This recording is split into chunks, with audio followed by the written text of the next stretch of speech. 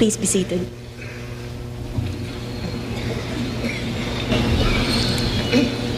Mr. President of the Senate, Mr. Speaker of the House of Representatives, members of both houses of Congress, the Vice President and members of the Cabinet, the Chief Justice and the Associate Justices of the Supreme Court, Your Excellencies of the Diplomatic Corps, distinguished guests, ladies and gentlemen. 15 years ago, in this season of the year, my husband stood in the Senate and delivered what turned out to be the valedictory of Philippine democracy. He exposed the conspiracy to place the country under martial law, dissolve the Congress, and set the stage for the unremitting plunder of our patrimony and the degradation of our great name and honor. The dictatorship's last mockery of democracy was committed in this hall, where the loser was proclaimed winner of the snap election. Today, I join you in rededicating this hall to true democracy.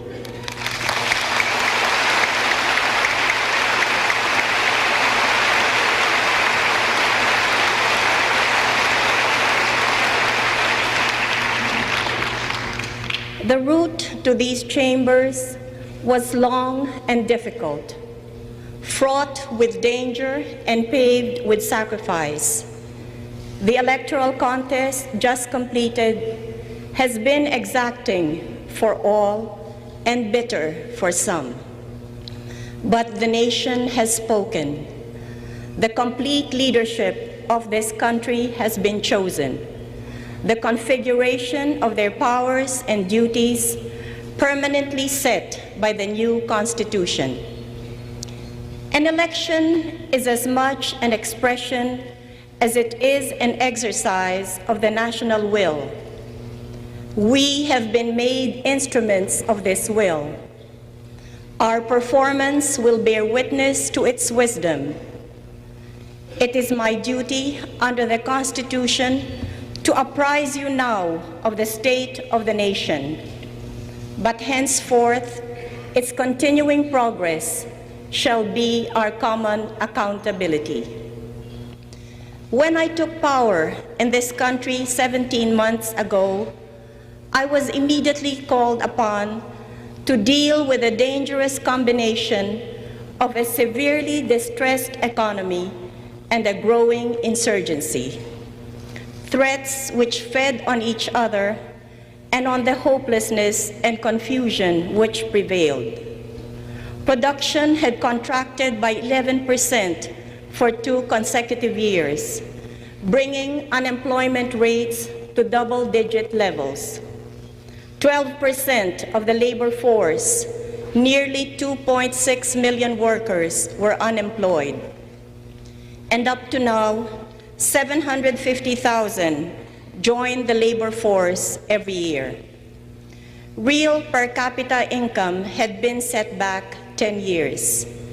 New investments had dried up, and business confidence was at an all-time low. Interest payments on a $26.3 billion external debt took almost half our export earnings. And as I must stress yet again, no part of this debt benefited or perhaps was even seriously expected to benefit the Filipino people. Yet their posterity to the 3rd generation and farther are expected to pay it. Poverty blighted the land. 5 million families, or 59% of the total, lived below the poverty line, as compared to 45% in 1971. Dictatorship had done nothing but make more of our people poorer. It also made us sicker. The prevalence of malnutrition among our young and the incidence of birth fatalities had risen at alarming rates. In short, an economy in a shambles and a polity with no institutions saved my presidency to serve as the cornerstone of the new democracy that we set out to build. I had taken the oath to be president of a country that had lost everything, everything but honor. With that honor came a renewed faith in national leadership and in the ability of our race to change things for the better, given the will and the courage to do it.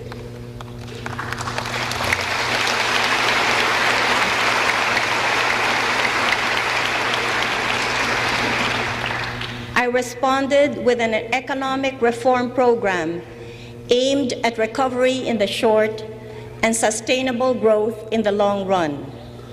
More concretely, it addressed itself to the basic problems of unemployment and underemployment and the consequent mass of poverty. The program calls for comprehensive structural reforms of the internal economy, complemented by no less important external economic cooperation. There are two basic features of this program. The first is its comprehensiveness with respect to structural reforms. We have come to regard the scope of reform not as a problem, but as a challenge, as necessary as it is ambitious, and as realizable as the strength of our commitment allows. The second basic feature is its reliance on the private sector to carry the main burden of growth. We have reaffirmed our faith in private initiative to propel and sustain our economy. Our premise is that for as long as free market forces dictate the dynamics of the business environment, the private sector will respond aggressively. As a corollary, the program defines and limits government's participation in the economy. The dictatorship gave special privileges to government corporations and select individuals. In their various forms, these enterprises had several things in common. They enriched the few at the cost of impoverishing the many. They distorted markets and factors of production, and they bore the aspect of legitimacy that made challenge and change impossible. We abolished these monopolies and special privileges, and the effect was felt almost immediately. Fertilizer prices dropped 33%, and farm grade prices of copra nearly doubled in 1986. We trace in part the renewed vigor in agriculture and the general economy to these and similar measures. We committed ourselves to a fair and transparent trade liberalization program that is consistent with our country's continuing weaknesses. Some 1,000 items were released from a complex bureaucracy of licensing requirements into a regime of rational tariff protection. We removed price controls, which had been an almost permanent fixture of the past regime. And yet, inflation was less than 1% for the whole of 1986, and our estimates place it at an average of 1% for the first half of this year. We instituted tax reforms to shelter the poor from onerous taxes and equitably redistribute the tax burden. We created an asset privatization trust and a committee on privatization to start the divestiture of government control or participation in private business, and with the sequestered assets disposition authority, the SADA, to help fund the comprehensive agrarian reform program that I enacted last week. Recession hit the international economy in the early 80s. Every economy suffered, but the heaviest toll was taken on the fragile economies of the developing nations. One of the worst hit was our own. The dictatorship had already borrowed heavily, exceeding the debt ceiling mandated by law when interest rates shot up. Meanwhile, a material portion of the debt had gone to projects that offered virtually no hope of payback. Conceived to either line pockets or inflate egos, these projects would never contribute to the repayment of the debt. The domestic structural reform program we have initiated cannot be pursued in earnest unless the necessary financing is made available. Fresh funding is needed to effect adjustments in the industrial structure, to assist new ventures, and to support our social programs. This funding cannot come from the domestic economy. Low domestic incomes cannot generate the required savings. Meanwhile, debt service was taking half our export earnings. Rescue could only come from foreign sources, both official and private. Our appeal for external economic cooperation was aimed at gaining increased flexibility in our domestic resource management. The program required a reduction in our debt burden and increased support from bilateral and multilateral institutions. Simply put, we needed to buy time for our structural reforms to start paying dividends. And time is money. While a fool and his money are easily parted, we have discovered that our foreign creditors are not such great fools as the past leadership of our country.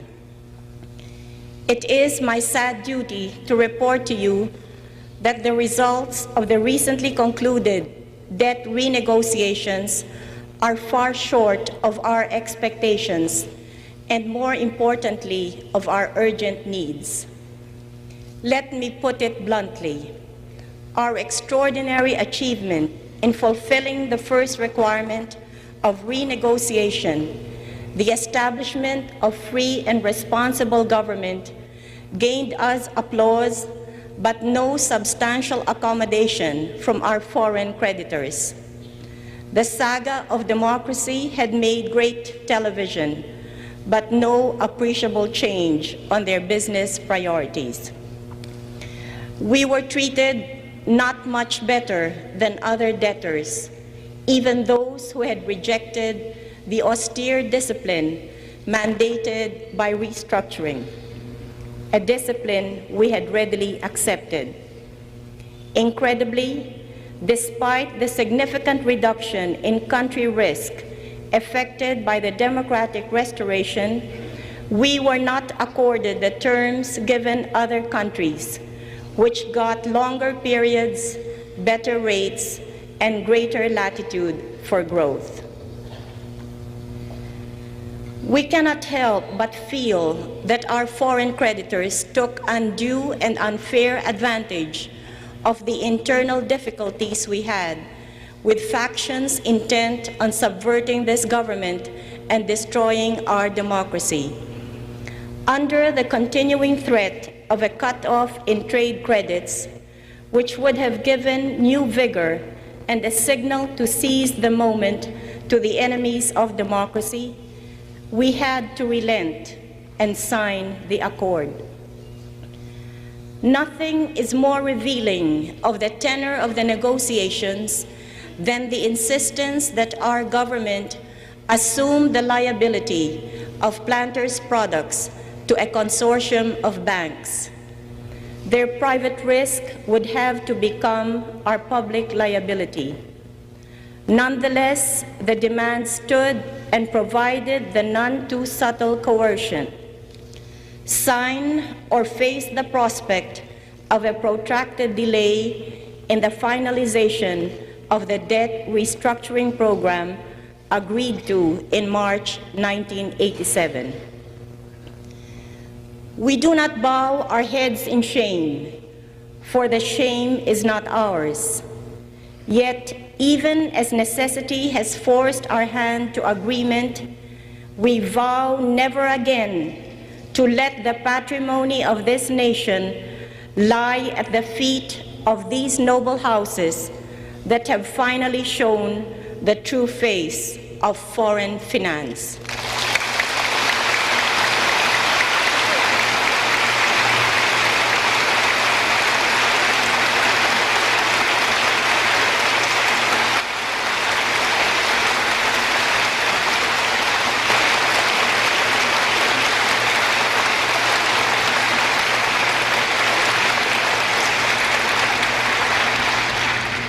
For the record, our foreign debt stands today in excess of $28 billion. The increase from $26.3 billion when we took power is largely accounted for by the weakening of the dollar against major currencies.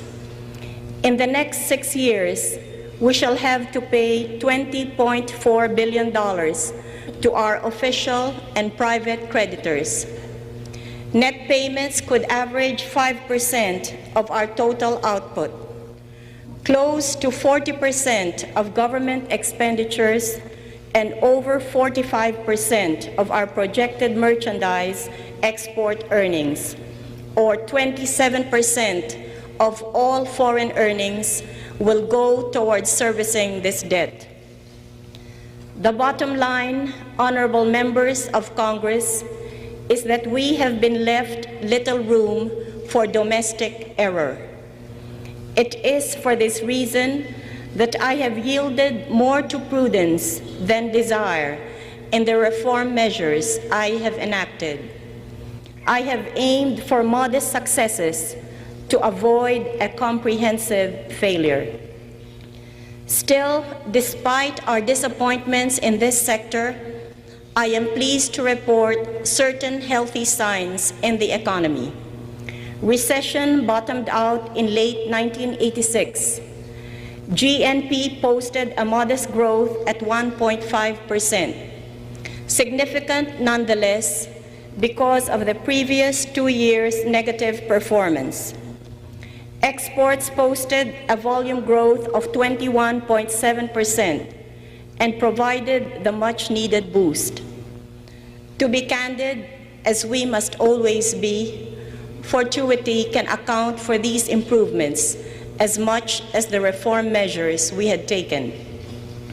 For the low 0.7% inflation rate in 1986 was largely a reflection of the drop in oil prices and the prevailing weak demand and purchasing power.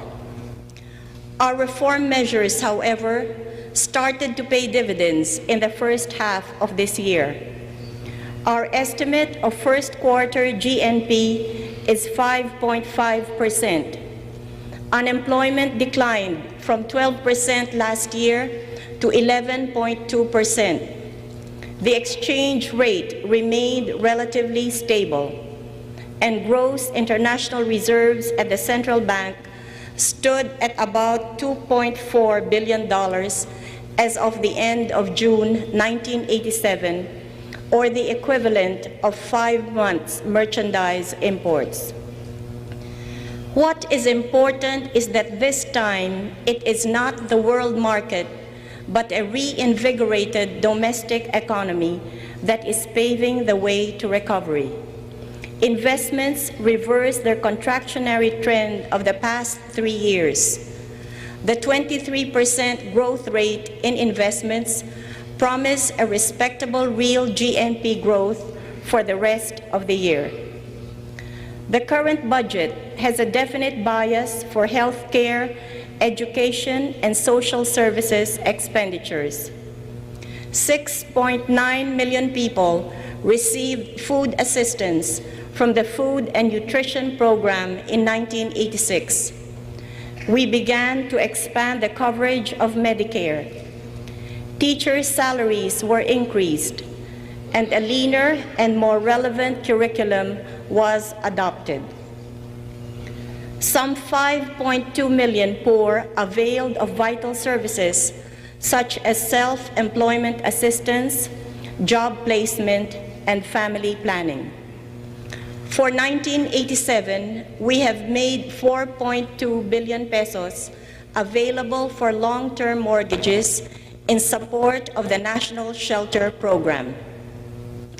The price of security and national honor, no less than liberty, is eternal vigilance. And that too has a price.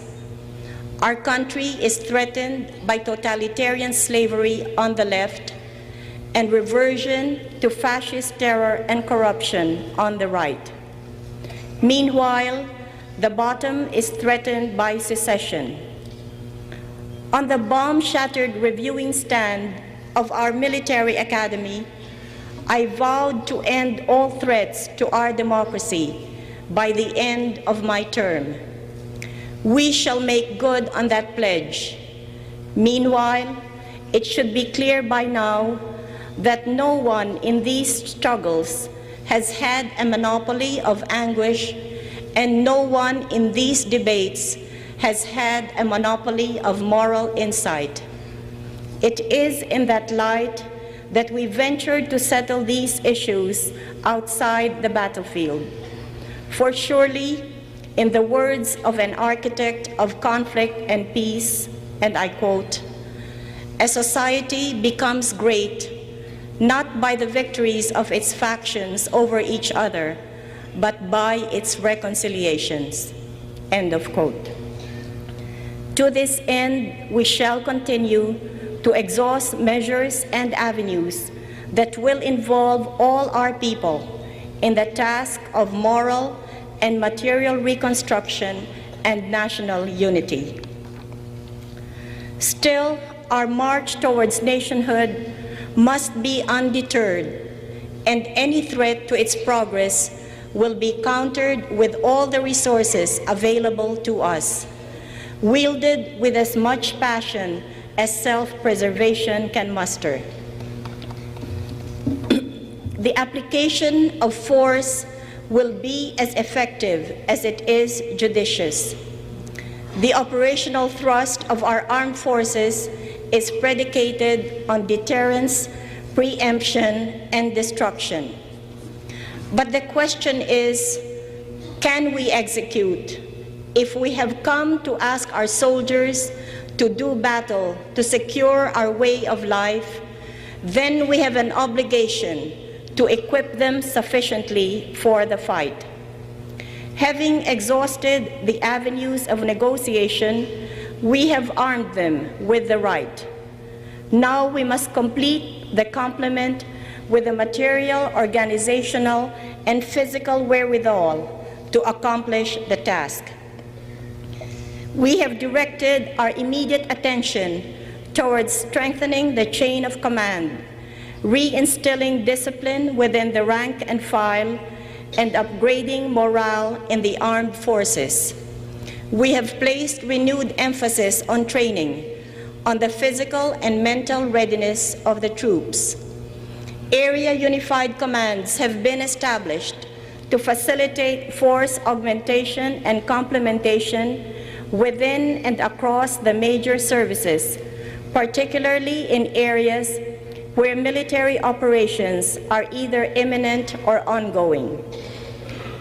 We do, however, have a dire need to improve our intelligence, logistics, and communication services. Given our limited resources, we must improve our ratio of patrols to contacts and our capability to maximize such combat opportunities as present themselves. We therefore need ordnance platforms and air transports for ground support, troop mobility, and medevac. We need a truly effective Navy to secure our coastlines against fresh infusions of arms to rebel or fascist forces and to punish any further attacks on our territorial honor and integrity, especially in the South. Our armed forces are asked to do more for less. Defense appropriations are down 1 1/4% of GNP from an average of 2% prior to 1986. We have been able to afford this reduction because of the moral victory we gained in the February Revolution. Still, our defense expenditures are the lowest in ASEAN, and yet no country's security is so seriously threatened as ours. Given the realities of our finances and our priorities, we will continue to press for efficiency in the armed forces, but we will need a sober assessment of adequacy. Some will say that force does not address the roots of insurgency. I will answer, indeed, for such roots are addressed by measures of economic improvement and equitable distribution. But such measures also need time to bear fruit, time that only feats of arms and negotiating from strength can buy us.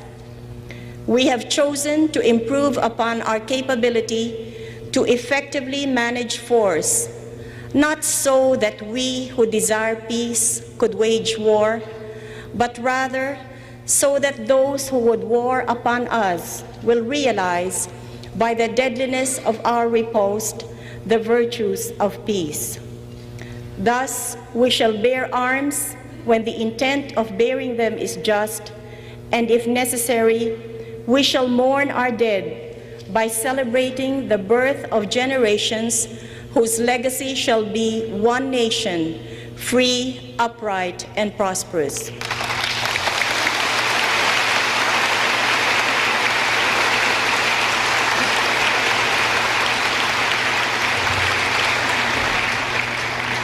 I have spoken of our problems, and I have sketched our programs, some of which have already borne appreciable results. A more detailed report will be submitted to this Congress. Succeeding messages to Congress will convey the legislative agenda of my administration, particularly the comprehensive agrarian reform program, whose congressional complement is eagerly awaited. We have prepared the ground for congressional action on autonomy in the Cordillera, and we are determined to achieve genuine autonomy and thus eliminate completely the issues that divide us from our Muslim brothers and sisters in a manner consistent with the honor and integrity of the Republic.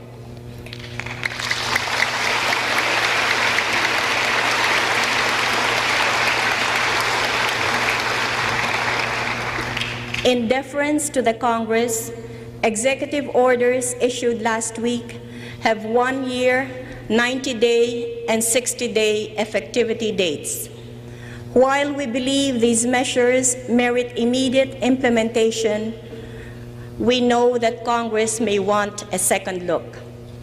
I would also hope that our proposed revisions of the tariff code and the rationalization of the government corporate sector shall be among the Congress' first concerns, these being two areas that I find require the common counsel of executive and legislature. I have also spoken of our continuing vulnerabilities. Now let me speak of our strength. The source of the new vigor and energy in the land is the sense of pride and renewed self-confidence of our people, pride in their unmatched political achievements, and flowing from that pride, the renewed confidence that we can improve things, given the will and the courage to do what is right. That pride and that confidence rest, however, on their continuing faith in the one solid and undeniable achievement of the great moral exertion of our people. The establishment of a democratic government under an honest and dedicated leadership. In short, it rests on their continuing faith in a government that will lead them to permanent peace, freedom, and progress. All the assaults on our government have fallen flat and harmless because the people believe in our government, in its honesty and sincere desire to work for the common good. When this session opened, the great powers of the state that were united in my person divided, and the portion has flowed to you. I have felt no loss, but rather a great sense of achievement. The great work we set out to do, for which the nation made me its single leader, is completed. We have this day opened the door of Asian democracy's most famous home, the Congress of the Republic of the Philippines.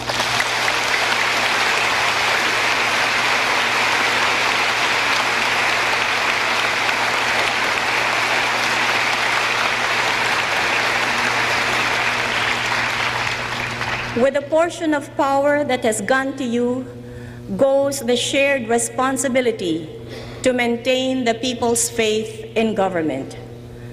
While I held total power in my hands, and even after I had scattered the enemies of democracy, I kept ever in mind that power and glory are fleeting, that in times to come, in the words of Gandhi, and I quote, "The people will not judge us by the creed we profess, or the label we wear, or the slogans we shout, but by our work, industry, sacrifice, honesty, and purity of character."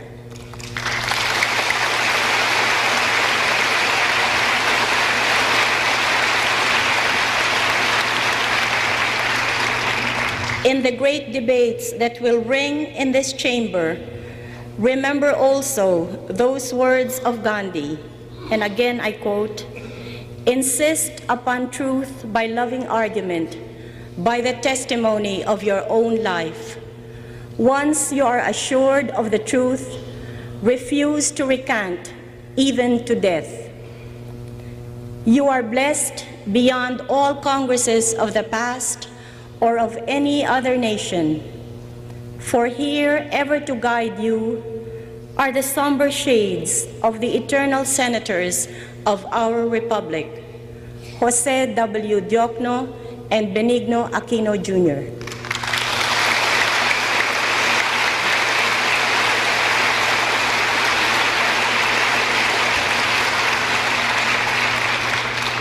Even as their memory continues to freshen our sorrow, may their sacrifices ever nourish our idealism and commitment to our people, and remind us of the painful lesson that a government that is evil has no room for good men and women except in its prisons.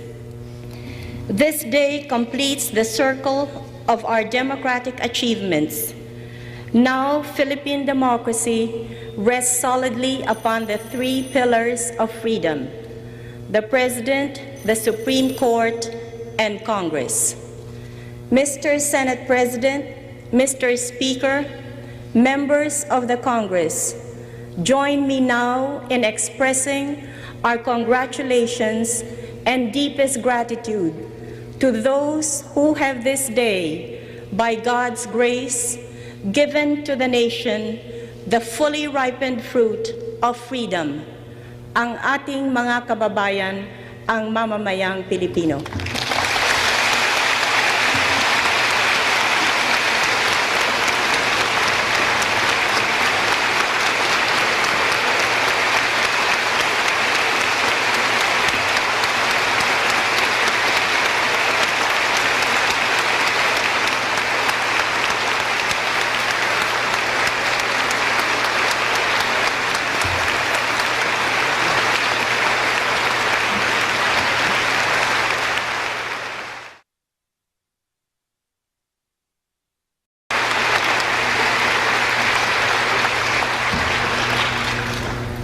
Please be seated.